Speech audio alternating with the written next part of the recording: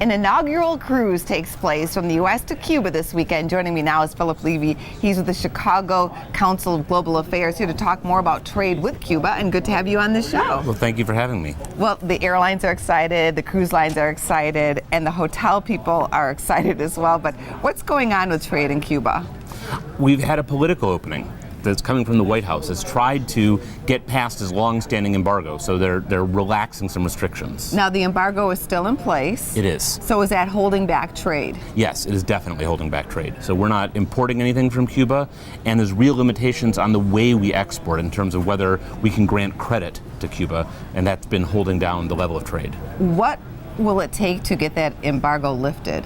That's going to take an act of Congress, and that's going to probably take an agreement between the White House and Capitol Hill, and that may be a little ways off. So you don't look for that to happen anytime soon? I think it's going to be a problem. I think some of these moves, which have seemed to herald a warming of relations, have sort of meant a cooling between the White House and Congress. Well, clearly the tourism industry is excited about moving forward with business with Cuba, but what would be some other sectors that might want to move in as well? Well, you've had a lot of interest from the agricultural industry.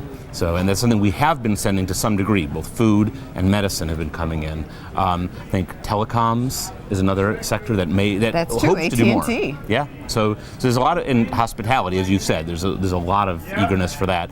But they also have to get past not just the U.S. restrictions, but Cuban restrictions on things like investing on the island. Do you think that business leaders will be able to turn heads and maybe get Congress to make a move here?